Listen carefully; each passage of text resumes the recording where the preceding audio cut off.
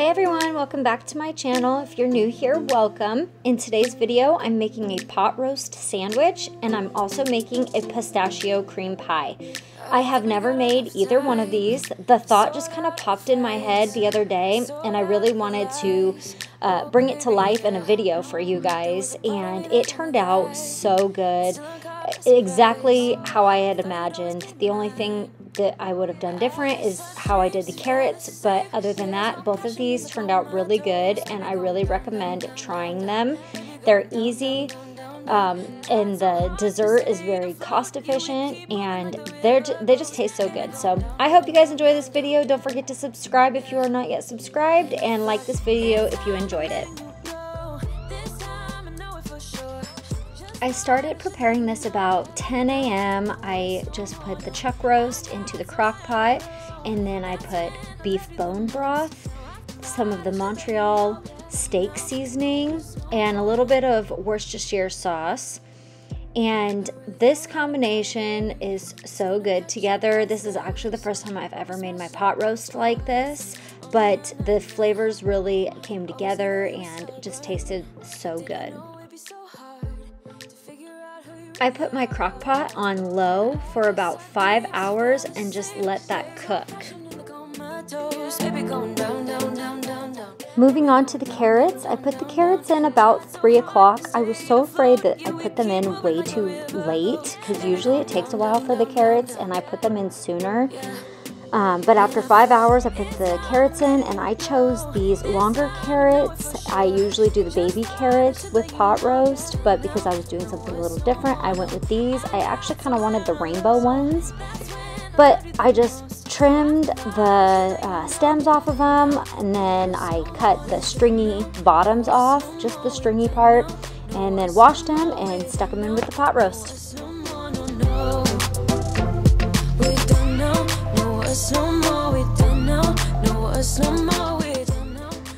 I went with these petite medley potatoes, and then I just washed those and I added those in at the same time I added in the carrots.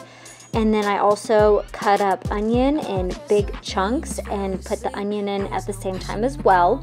And then had my crock pot, I went from it being on low to warm. And my crock pot generally cooks really fast. It gets really hot on just low.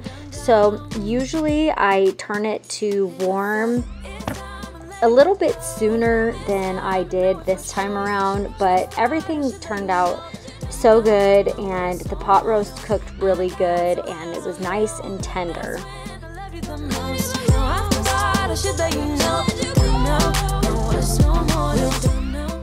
After adding everything in, I seasoned it just a little bit more with some garlic powder, onion powder, and some black pepper.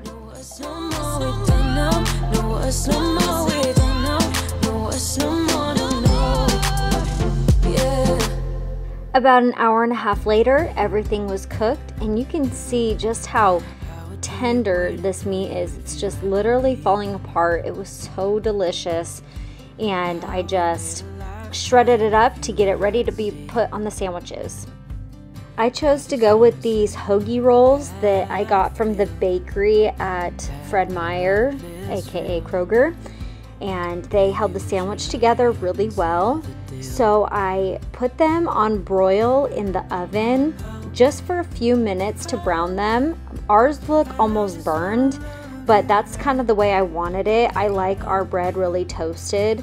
So yeah, so I just broiled it for a couple minutes and then I added the meat to the sandwich.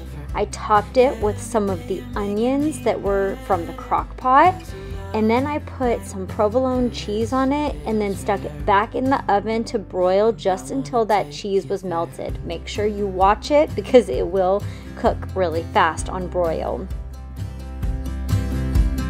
I would give it all away to do it all again. Make our love a story that would never end. Never thought I'd feel so alive, looking in your eyes. So real quick, I just want to talk about the carrots. At the beginning, I had said that I wish I would have done them differently. So being in the crock pot, they started just really falling apart. They cooked faster than I thought they would, and when I was trying to put them on the plate, they were just falling apart. They did not look how I wanted them to look. So next time I will probably roast them if I do them like that again.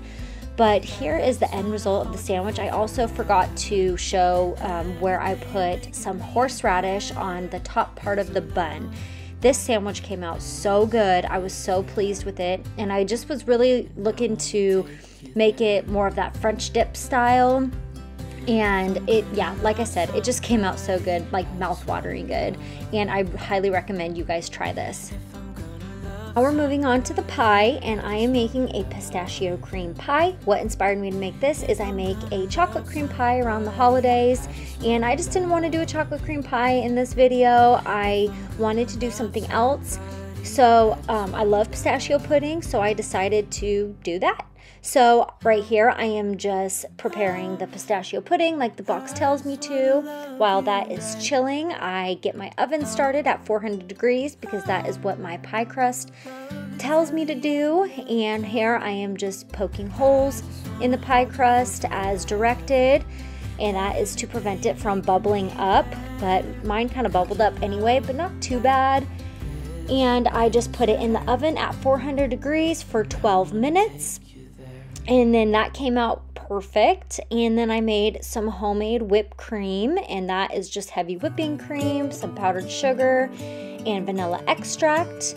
Once my pie crust is cooled, I added the pistachio pudding and then topped it with the homemade whipped cream.